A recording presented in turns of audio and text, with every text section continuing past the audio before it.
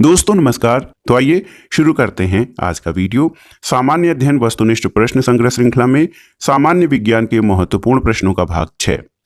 दोस्तों सबसे पहले ध्वनि से संबंधित महत्वपूर्ण प्रश्नों को हम सॉल्व करेंगे। आइए देखते हैं। आज की वीडियो का जो पहला प्रश्न है दोस्तों ये है कि टेलीविजन के रिमोट में किस प्रकार के विद्युत चुंबकीय विकिरण का उपयोग किया जाता है। ऑप्शन है आपके अवरक्त विकिरण, परावैंगनी विकिरण, दृश्य विकिरण या उपर्युक्त में से कोई नहीं। तो सही उत्तर है टेलीविजन के रिमोट में या दूरस्थ नियंत्रण में दोस्तों अवरक्त विकिरण का प्रयोग किया जाता है। दोस्तों रिमोट एक ऐसी युक्ति है जो किसी विद्युत उपकरण को कुछ दूरी या सामान्यतः 5 मीटर से नियंत्रित करने के लिए प्रयोग किया जाता है। और दोस्तों रिमोट में अवरक्त विकिरण का प्रयोग किया जाता है। वर्तमान में अधिक दूरी से किसी उपकरण जैसे बैरियर, गैराज, दरवाजे आदि को नियंत्रित करने के लिए रेडियो रिमोट कंट्रोल सिस्टम का उपयोग किया जाता है।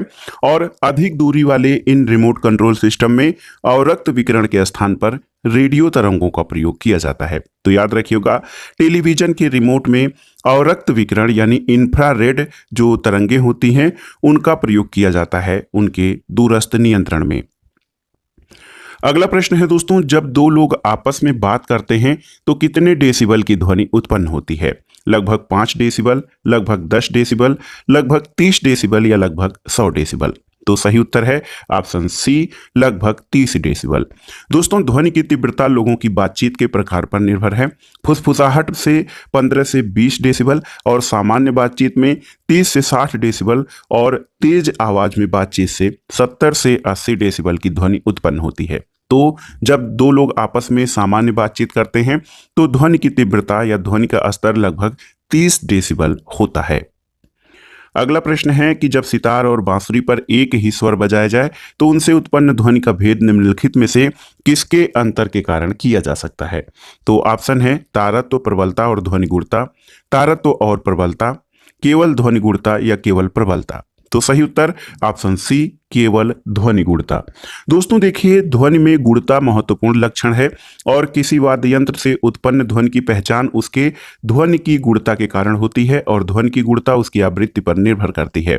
चूंकि सितार और बांसुरी पर एक ही स्वर बजाए जाने की स्थिति में भिन्न भिन्न आवृत्ति की ध्वनि उत्पन्न होती है, इसलिए उत्पन्न ध्वनि की गुणता ध्वनि गुणता में भी अंतर होता है और इस कारण सितार और बांसुरी से उत्पन्न ध्वनि का भेद या अंतर केवल ध्वनि की गुणता के कारण पहचाना जा सकता है। अगला प्रश्न है दोस्तों, मनुष्यों के लिए शोर सहन की अधिकतम सीमा कितनी होती है। शोर यानी नॉइज। दोस्तों देखिए ऑप्शन है 45 डेसिबल, 85 डेसिबल, 125 डेसिबल या 155 डेसिबल। तो उत्तर है दोस्तों 85 डेसिबल। मनुष्यों के लिए शोर की सहन सीमा अधिकतम 85 डेसिबल तक होती है और इससे अधिक तीव्रता की ध्वनि मनुष्य के लिए हानिकारक होती है, जो ध्वनि रोम कोशिकाओं को अस्थायी और अस्थायी रूप से क्षतिग्रस्त कर सकती है। तो याद रखिएगा मनुष्यों के लिए शोर सहन की एक सीमा है और ये लगभग 85 डेसिबल होती है। अगला प्रश्न है दोस्तों, पराश्रव्य ध्वनियां वे हैं जिनकी आवृत्ति होती है कितनी। तो आप जानते हैं पराश्रव्य ध्वनियां या अल्ट्रासोनिक, देखिए अल्ट्रासोनिक यूएस साउंड जो होते हैं अल्ट्रासोनिक साउंड, इनकी आवृत्ति 20,000 हर्ट्ज से अधिक होती है। देखिए दोस्तों पराश्रव्य ध्वनियों की आवृत्ति 20,000 हर्ट्ज से अधिक होती है और मनुष्य सामान्यतः उन्हीं ध्वनियों को सुन सकते हैं जिनकी आवृत्ति 20 हर्ट्ज से 20,000 हर्ट्ज के मध्य होती है। कुछ जीव जैसे व्हेल, कुत्ता, ये सभी पराश्रव्य ध्वनियों को भी सुन सकने में सक्षम होते हैं। अगले प्रश्न पर आते हैं दोस्तों। प्रश्न है कि चंद्रमा के धरातल पर दो व्यक्ति एक दूसरे से बातचीत नहीं कर सकते, इसका कारण क्या है। तो सही उत्तर है दोस्तों ध्वनि के संचरण के लिए किसी माध्यम की आवश्यकता होती है, लेकिन चंद्रमा पर वायुमंडल नहीं है, इसलिए चंद्रमा पर दो व्यक्ति एक दूसरे से बात नहीं कर सकते हैं। ध्वनि तरंगों के संचरण के लिए किसी माध्यम की आवश्यकता होती है। चंद्रमा पर वायुमंडल की अनुपस्थिति के कारण ध्वनि तरंगों के संचरण के लिए माध्यम का अभाव यानी कोई माध्यम नहीं पाया जाता है, इसलिए चंद्रमा पर दो व्यक्ति एक दूसरे से बात नहीं कर सकते क्योंकि उन्हें एक दूसरे की ध्वनि सुनाई नहीं देती है। अगला प्रश्न है दोस्तों, जब टीवी स्विच ऑन किया जाता है तो क्या होता है? देखिए दोस्तों, जब टीवी स्विच ऑन किया जाता है तो देखिए श्रव्य यानी ऑडियो और दृश्य यानी विजुअल्स दोनों एक साथ आरंभ होते हैं। यहाँ पर ऑप्शन ए सही होगा। इसमें कुछ कंफ्यूजन की स्थिति है क्योंकि आप जानते हैं कि ध्वनि की गति प्रकाश की गति से बहुत अधिक मतलब कम होती है। प्रकाश की गति बहुत अधिक होती है और ध्वनि की गति कम होती है। लेकिन फिर भी ऐसा क्यों होता है कि जब टीवी स्विच ऑन किया जाता है तो श्रव्य यानी ऑडियो और वीडियो दोनों एक साथ आरंभ होते हैं? इसका कारण क्या है? दोस्तों, टीवी का स्विच ऑन करने पर श्रव्य और दृश्य दोनों एक साथ आरंभ होते हैं। यद्यपि ध्वनि का वेग जो होता है वो प्रकाश की तुलना में बहुत कम होता है। सिद्धांत रूप में देखा जाए तो सबसे पहले दृश्य दिखाई देने चाहिए और ध्वनि बाद में सुनाई देनी चाहिए। लेकिन टेलीविजन में ऑडियो सिंक्रोनाइजर नामक एक उपकरण लगा होता है जो इस त्रुटि को दूर कर देता है। तो याद रखिएगा, जब टीवी का स्विच ऑन किया जाता है तो श्रव्य और दृश्य दोनों एक साथ दिखाई देते हैं। अगला प्रश्न है, ध्वनि तरंगों की प्रकृति और विशेषताओं के बारे में यहाँ पर एक प्रश्न है। ध्वनि तरंगे निर्वात में चल सकती हैं, केवल ठोस माध्यम में चल सकती हैं, केवल गैसों में चल सकती हैं, ठोस और गैस दोनों में चल सकती हैं। तो देखिए दोस्तों, ऑप्शन डी आपका सही उत्तर हो जाएगा। ध्वनि तरंगों के संचरण के लिए किसी माध्यम की आवश्यकता होती है और ध्वनि तरंगे ठोस, द्रव और गैस तीनों माध्यमों में चल सकती हैं। और दोस्तों, इनकी गति जो है गैसीय माध्यम में यानी वायु में 332 मीटर प्रति सेकंड ये कम होती है, द्रव माध्यम में उससे अधिक, जल में 1400 मीटर प्रति सेकंड और ठोस माध्यम में सर्वाधिक यानी लोहे में 5000 मीटर प्रति सेकंड होता है। तो याद रखिएगा, जो ध्वनि तरंगे होती हैं ठोस, द्रव और गैसीय तीनों माध्यमों में चल सकती हैं। अगला प्रश्न बहुत ही महत्वपूर्ण है और व्यवहारिक प्रश्न है कि म्यूजिक कॉन्सर्ट्स के लिए प्रयोग किए जाने वाले हॉल की दीवारें इस प्रकार निर्मित होती हैं कि वे देखिए ध्वनि को बढ़ा सकें, ध्वनि को प्रेषित कर सकें, ध्वनि को परावर्तित कर सकें और ध्वनि का अवशोषण कर सकें। तो सही उत्तर है, म्यूजिक कॉन्सर्ट के लिए प्रयोग किए जाने वाले हॉल की दीवारें इस प्रकार होती हैं कि वो ध्वनि को अवशोषित कर सकें। और इसका कारण ये होता है दोस्तों कि यदि ये दीवारें ध्वनि को अवशोषित नहीं करेंगी तो ध्वनि दीवारों से टकराकर प्रतिध्वनि उत्पन्न करेगी, जिससे श्रोताओं को वास्तविक ध्वनि सुनने में असुविधा होगी। इसीलिए सिनेमा घर और म्यूजिक कंसर्ट की जो भीतरी दीवार होती है ऐसे पदार्थ से बनाया जाता है जो ध्वनि का अवशोषण कर सके। अगला प्रश्न है दोस्तों, जब 20 डिग्री सेल्सियस के तापक्रम पर किसी माध्यम में ध्वनि की चाल अधिकतम रहेगी, लगभग 20 डिग्री सेल्सियस के तापक्रम पर किस माध्यम में ध्वनि की गति अधिकतम रहेगी? ऑप्शन है हवा, ग्रेनाइट, पानी या लोहा।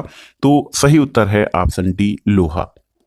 आप जानते हैं ध्वनि की गति या जो वेलोसिटी ऑफ साउंड है दोस्तों, ये माध्यम के घनत्व और प्रत्यास्थता पर निर्भर करती है। जिस माध्यम का घनत्व और प्रत्यास्थता अधिक होती है उसमें ध्वनि की गति अधिक होती है।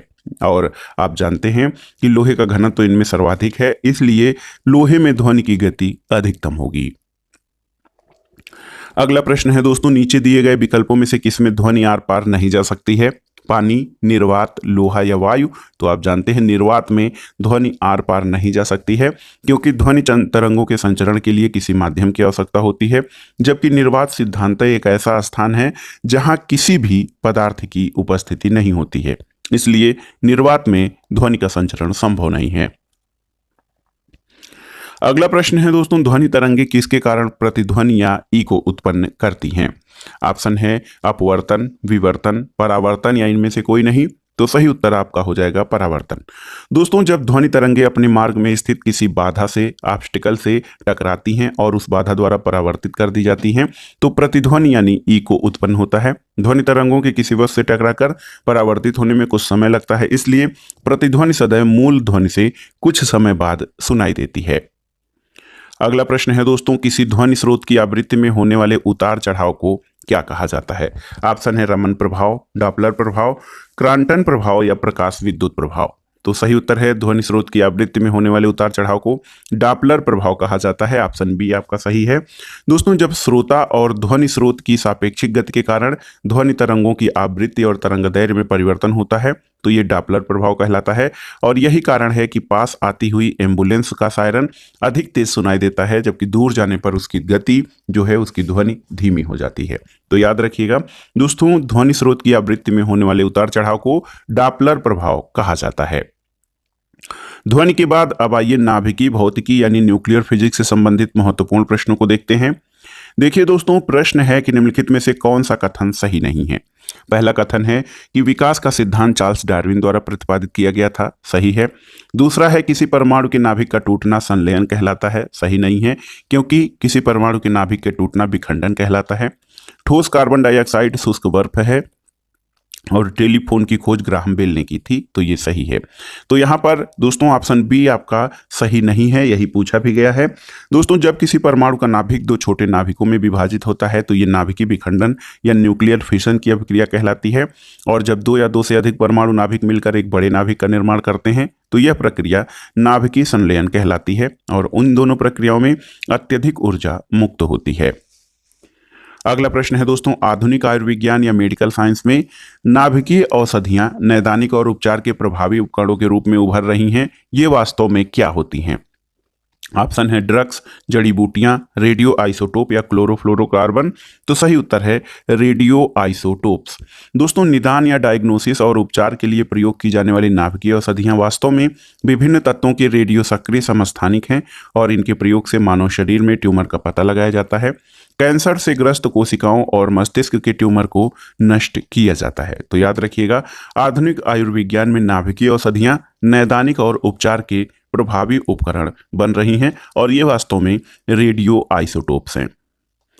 अगला प्रश्न है, निम्नलिखित में से कौन सा तत्व परमाणु ईंधन की श्रेणी में नहीं आता है, आपको बताना है। ऑप्शन है कैडमियम, थोरियम, प्लूटोनियम या यूरेनियम। तो सही उत्तर आपका हो जाएगा कैडमियम।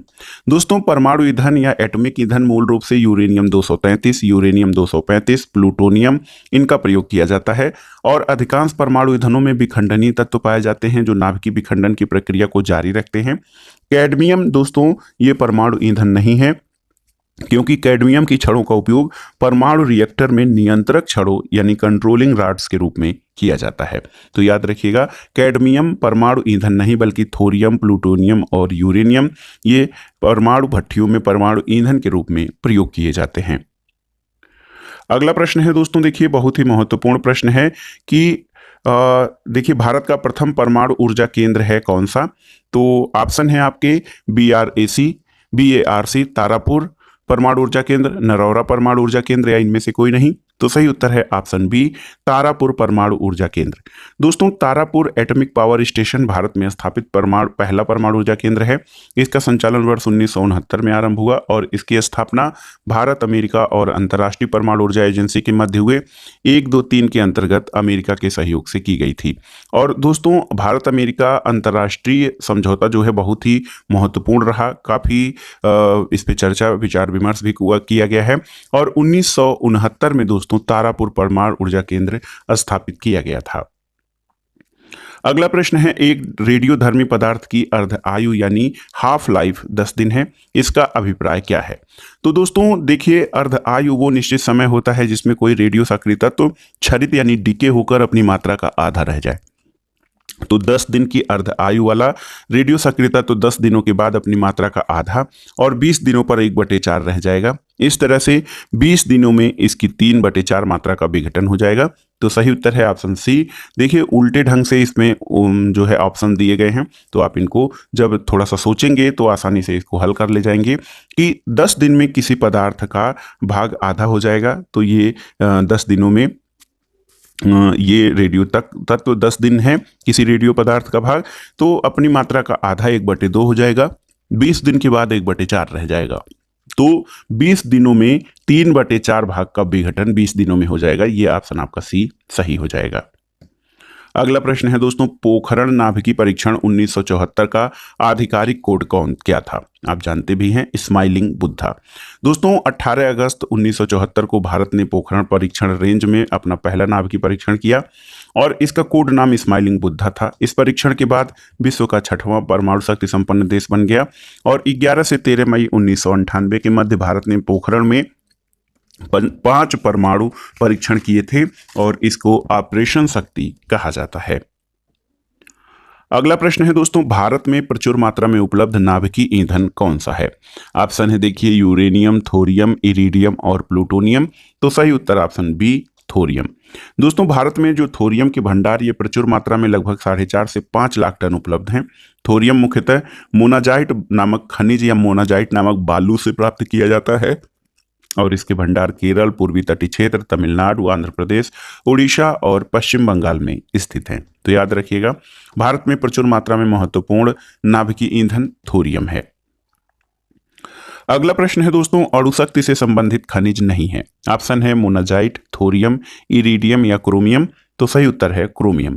क्रोमियम ये अणुशक्ति से संबंधित खनिज नहीं है, जबकि मोनाजाइट, थोरियम और इरिडियम ये अणुशक्ति से संबंधित खनिज हैं।